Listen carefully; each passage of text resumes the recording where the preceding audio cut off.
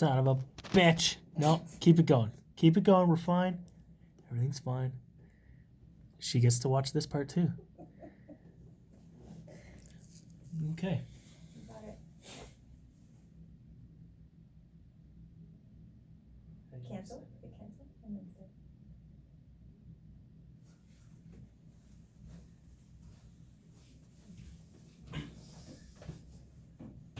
Hi, welcome back.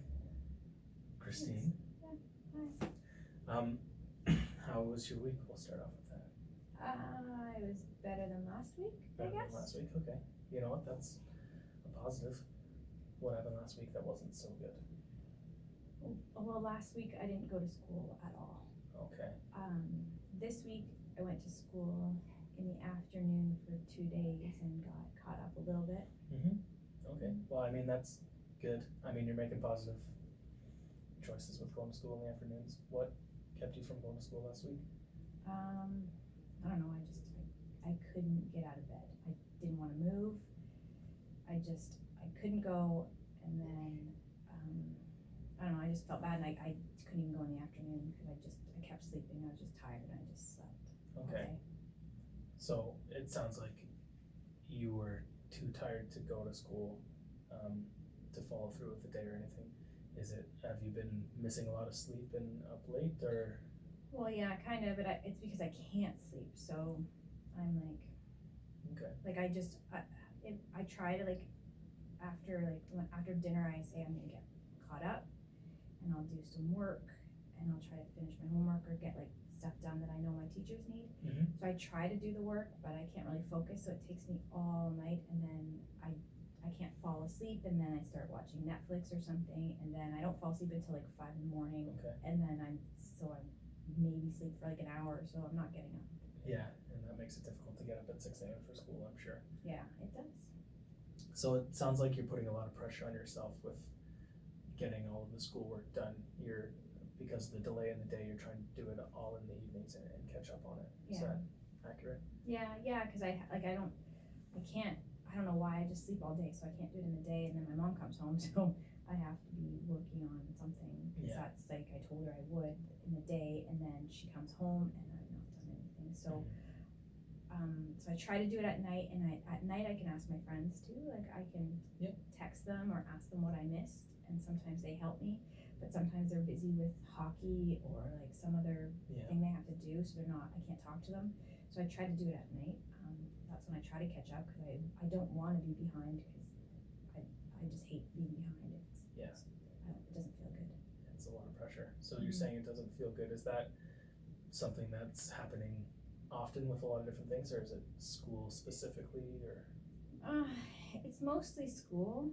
It's mostly school because I'm behind. Like I don't feel it like you call it pressure, and it feels like pressure, but I only feel it with school mostly. Like I don't feel it for other things, the pressure, but sometimes I don't want to do other things. So I don't feel good when I'm not doing good. When I'm not doing what I'm supposed to, I don't feel good. Okay. So have you talked to your mother about the way that you've been feeling, or any of those kind of emotions that are rolling through your head? Kind of. I try to, and I try to talk to her, but I don't really know what to say. Like I say I don't feel good, and so she tries to talk to me a bit, but I don't really understand why I just don't feel good. Like I just feel like I just want to sleep. Like I just want it all to go away, and hope like the next morning it's gone. Like I just want to sleep. So I talk to her, and then she just tries to help me, and sometimes I get annoyed because I don't want to work on it the same way she wants me to work on it, and then I feel bad because she's trying to help me. And so so it kind of turns into a struggle of she's trying to give you options and you want them to be different, and it's something that you're trying to figure out. Okay, so it sounds like you've got, what we can say is weight. A lot of weight on you. It's hard to get up in the morning, kind of like a weighted blanket. Like that would be nice. It's like a big fat elephant, and he won't let me up. Yeah. Does he have a name? I've never named him. I just realized it was an elephant, so we can call him Charlie. Charlie. Okay. Yeah. So maybe the next time Charlie is sitting on top of you in the mornings, you can have that conversation and say, "Listen, let me just get up. I just wanna do one thing for school, right? Cause Charlie sounds like he kinda comes in at inopportune times, He does. perhaps. Yeah, he does, cause I want to go to school. Like I don't like being home. I wanna be there, I don't wanna be behind, and I tell myself at night that I'm going to get up and I'm gonna be good in the morning, and I'm gonna get up and have breakfast and be ready, and then, Charlie's sitting All on those me. things kind of race and by the time you actually go to sleep to prepare for the next day, it's the next day. And then I don't wanna do anything, And then I don't even Charlie want comes on. breakfast, and then Charlie's on me, So it sounds like, and correct me if I'm wrong, it sounds like there's some anxiety going on, some anxious moments where you're ready to take something on, or maybe you missed that first class or that breakfast in the morning, and even that happens and you start to worry about, oh crap, I missed that thing, and then Charlie sits a little deeper, and then it's, well, maybe I'll do the next thing, but he doesn't get up, and then you miss that, and then that builds. Would you say that's kind of accurate? Yeah, Okay. it is. So that, we have a name for it now, okay? So is that something that maybe you can develop small plans? Have you talked to anybody at school, counselors, resource teachers? Well, I have a resource teacher to help me like get caught up, but I don't talk to her about that. She just helps me with my math and we get caught up. And there's a really nice counselor there who I know, like I know her daughter, and so she's really nice, but I haven't met with her or talked to her or anything. Well, it's probably a hard conversation to kind of have because you're still trying to navigate it, right? Okay. I don't like to tell people that I'm struggling or having a hard time. I just want to go to school and be happy and not have anybody ask me what's wrong or what they can do to help. I just want to be,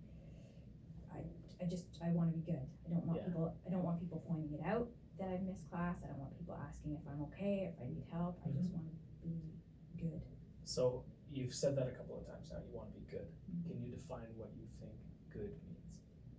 Good meaning I'm happy and that I'm doing what I'm supposed to be doing and what people want me to do, and just being like the teachers like me, like I'm a good student, and I'm good for my mom, and I want to be good, like a good person. So you said there that you want to be doing what you're supposed to do and what people want you to do. Do you think those two things line up? What I'm supposed to do and what they want me to do? I think they add up for sure. But I think they add up because like right now I think that I'm supposed to be doing what the adults tell me to do. So what they want me to do and what I'm supposed to do are the same in my mind. In your mind, okay. So that's important, right? Is distinguishing what you feel like you want to be doing and what they might think that you want to do. So that's like what you said about your mom is she's trying to give you things to do to get you out of bed, opposed to what you're doing to try to get out of bed. So perhaps the way that you can look at it is, what are some small steps that you can start to take, right? So if tomorrow you wake up and Charlie is sitting right smack dab on your chest, and you have that conversation, and maybe you miss breakfast, and maybe your mom's yelling at you to get up and get ready for school, and you miss that first class. Is there maybe a way that you can implement steps so that you can make it to that second class?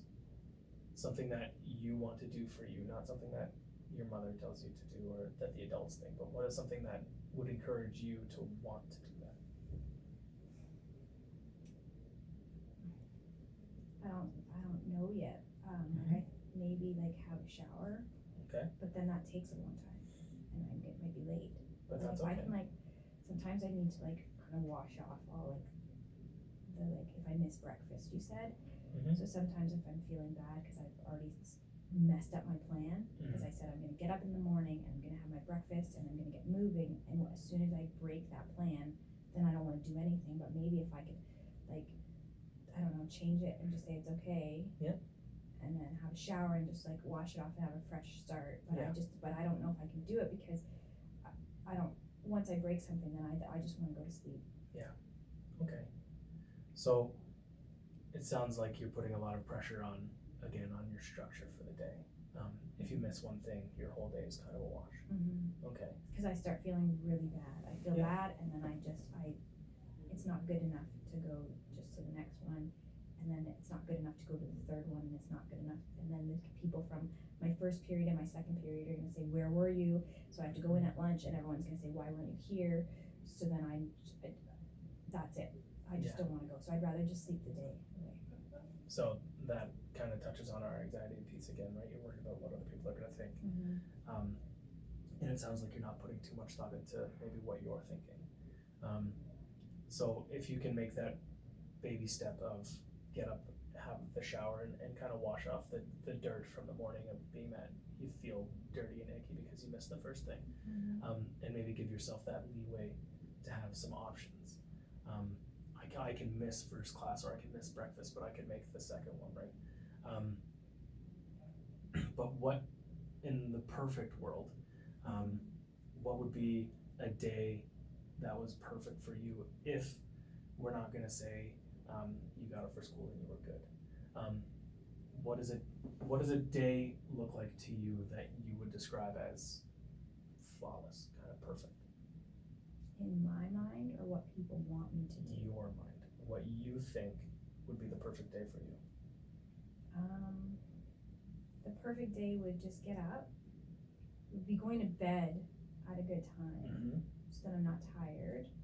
Being able to do that, and then getting up when my mom wakes me up the first time, which I know is her thing, but just then I don't feel bad. And I get up, and then we would go to coffee culture or coffee lodge and get breakfast, and just have a good morning with my mom, and then go to school and start the day and not be behind. That's the thing. Like, go to school and I was already there the day before, so it's nothing. Nobody's asking me where I was. I'm not worried about what I've missed, or that there might be a test that I don't know about. So already having days that I've gone to school, and then I get up and I'm with my mom, and then I just get to school and I'm not behind, and then I just go through my days, and then I have lunch with my friends, and I don't have to go to the resource room to get caught up or write a test, and then I just have a normal day, and then I go home, and then I can have a nap if I want to, or like meet my friends and do our homework together, because we're still doing the same homework at the same time, instead of me catching up and they don't remember it anymore because they did it 2 weeks ago. I think that would be a good day. And that sounds really good. It sounds really positive. And that kind of all stemmed from you taking that step of going to bed at a decent time, you said.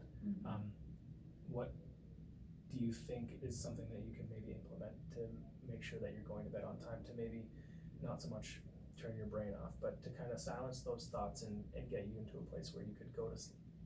Music, but I try that sometimes.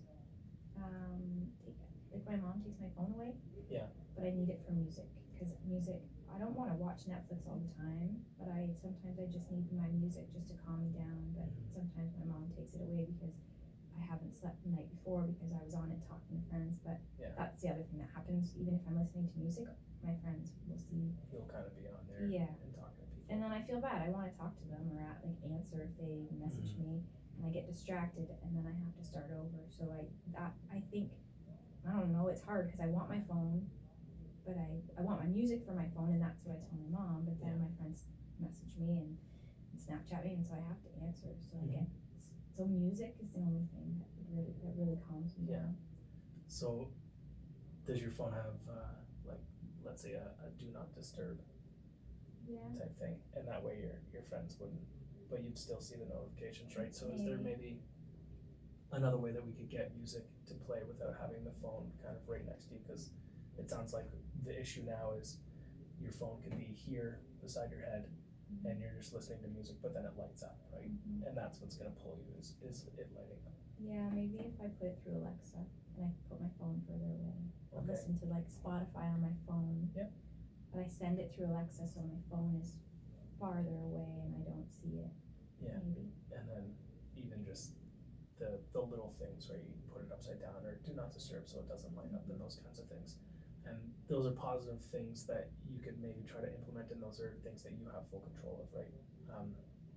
Because it sounds like a lot of the stuff that's weighing down on you, the reason Charlie exists, is pressure from other people, kind of building up and up. So the more control that you have, maybe there's more opportunity for you to kind of take advantage, take the day and make it your own. So is that something, maybe a conversation that you could have with your mom to try to, maybe to set up a plan, because it sounds like she's there to encourage you. It sounds like she's there for the best, and you can see that.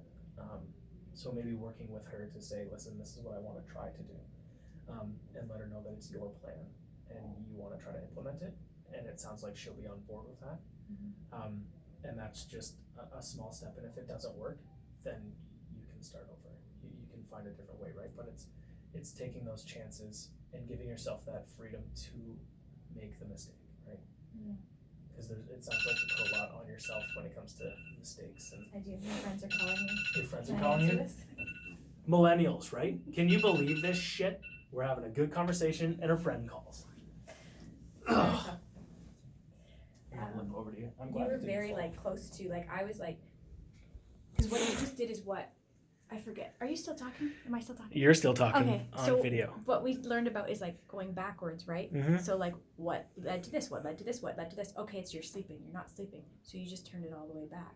So I was gonna say something about that. That's all. But we only had 15 minutes. It's supposed to be a 50-minute session. This class, I tell you.